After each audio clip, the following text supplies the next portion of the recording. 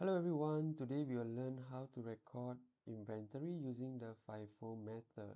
Let's begin on this work example. Alright, we are told that on 1st March, a trading business had 30 units of goods worth $3,000. Alright, so let's look at some important points here. Since the business already had this number of units of goods, this will be their starting balance, or what we will call as our beginning balance. So we can start to record this in our inventory account on March 1st as a balance brought down. Okay, and since inventory is an asset, it would have a normal debit balance. Alright, we continue to read further. During the month, the business made the following purchases. So they have purchased 4 times, and then if we read further, they also made sales twice. Alright, so using the FIFO method, later on we would see how to record the cost price of the goods that was sold using this method called first in, first out. Okay, however, when it comes to purchases, we'll record as per normal, just like what you have learned so far. So what I'll do is, in order to understand the flow of the goods better, I'll put them in brackets beside the name of the details. All right, so 30 units for initial amount of goods. All right, next, I know that on 5th of March, the business purchased 20 units of goods for 2,200. So I'm going to just write this down in the account. Okay, inventory goes up by 2,200, and since it was paid by cash, the particulars would be cash in hand. So at this point, the balance of the goods is 5,200 debit. Okay, so we have accounted for 5th of March purchase. And then on 9th of March, the business purchased again, right? This time around, they purchased $1,725 of goods. And this was paid by check. So for the particulars, we would just put it as cash at bank.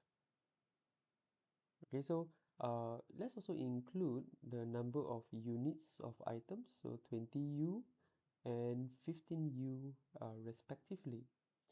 Okay, if we follow the dates by chronological order, on 12th of March, the business has made a sale. Alright, so what I'm going to do is I will skip the 12th of March because it involves sale. I just want to factor in all the purchases first. Okay, so let's skip 12th of March, and then we move on to 16th of March, where the business made more purchases, 35 units, okay, of $4,200 of goods. This time around, it was made on credit, so I would record the other account as trade payable, Jimmy. Okay, I will just include 35 units of goods here. And then again, after 16th of March, something happened on the 19th of March, right? So on the 19th of March, there was another sale. So I will skip this line again and then move on to the 23rd of March, where they purchased 20 units of goods for $2,300. Okay, so this was purchased on credit. So I would have a trade payable Jackson as the supplier's name written. Okay, and this is for 20 units. Right, so far it has largely been as per what you would have learned previously. Okay, however, for the purpose of FIFO, we would need to consider the sale of the goods, right? So what we have to do is to record the sale of the goods using the FIFO method. Okay, and this happened on 12th of March and on 19th of March.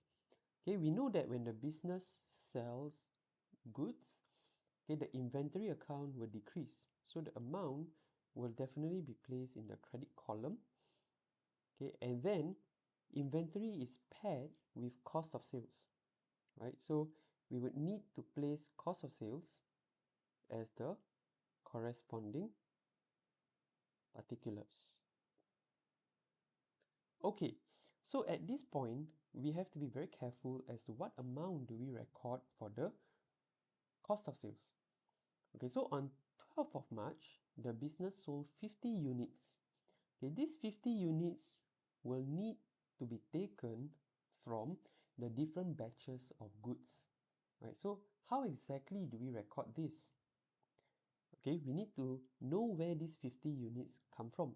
Okay, these 50 units will be taken from the initial 30 units that was present at the start of the month and the 20 units that was purchased. Okay, so we would take the oldest 50 units for this sale. So the total amount that we see in the table here is nothing more than the selling price of the goods. However, in the inventory account, we would need to record what is the cost price of the goods. Okay, so for the cost price of the goods, we would need to record the $3,000 and $2,200 separately. Okay, so we add them together, 5,200, and that will be my cost of sales on the 12th of March. Okay, so again, we do not record the selling price in the inventory account. Okay, the selling price will be recorded in the sales revenue account instead. All right, so if we were to look at the sales revenue account, on 12th of March, the business has made a sale and we record the selling price as $6,200. Right, and since this sale was made on credit, we would pair the sales revenue account with trade receivable errand account. Okay, note how the two different values are recorded in the separate account. Okay, so again, what should our cost of sales amount be? $5,200, and the pairing of cost of sales accounts goes with inventory.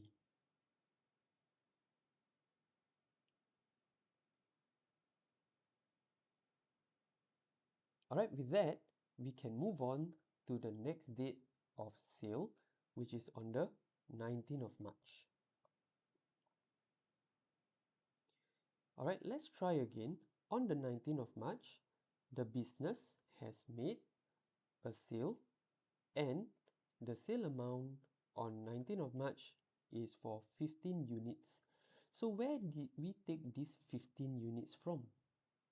Alright, this 15 units is taken from the batch that was purchased on 9th of March. So the corresponding cost price is $1,725. So if we were to record the cost of sales account on March 19th, where they made the sale, I would need to record the cost price of that sale, 1,725, and pair that cost of sales account with inventory. On the 19th of March, we also know that the selling price of the goods was 2,225. And since this sale was made collecting a check, the corresponding account that's paired with sales revenue is cash at bank.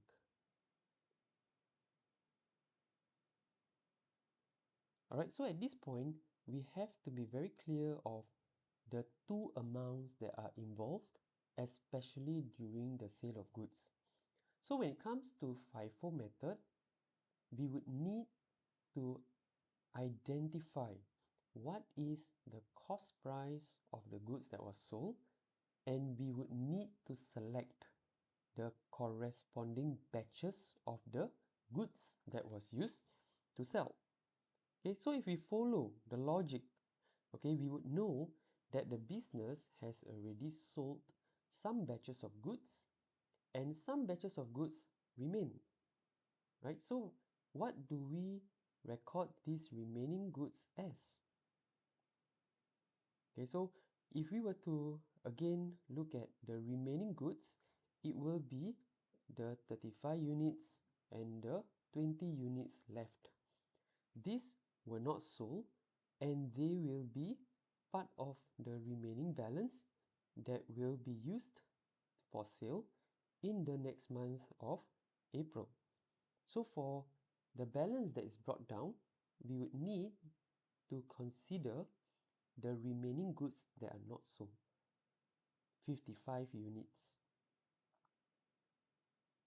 Okay, so we just need to add 4,200 and 2,300, giving us $6,500. We can also calculate the running balances, okay, and it should give us the same amount. Alright, with that, let's end the other accounts, cost of sales and sales revenue. Cost of sale is an expense account, so to end the expense account, we would need to transfer it at the end of the month to income summary, which means that the amount will be presented in the statement of financial performance. Okay, so we can calculate what is the balance here before they transfer. 6925. Okay, and after transfer, the balance would be 0. Similarly, we would need to end the sales revenue account by transferring it to the statement of financial performance. And to do so, we would need to end this account with income summary. And at this point in time, the total sales revenue is $8,425. So when we transfer it to income summary, the balance becomes 0.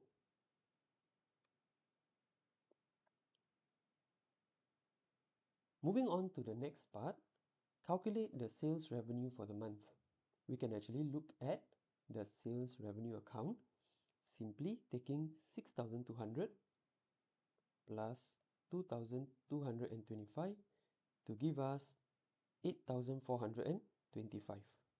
This is observed from the sales revenue account. To get the total cost of sales account or total cost of sales amount, we can also look at the cost of sale account.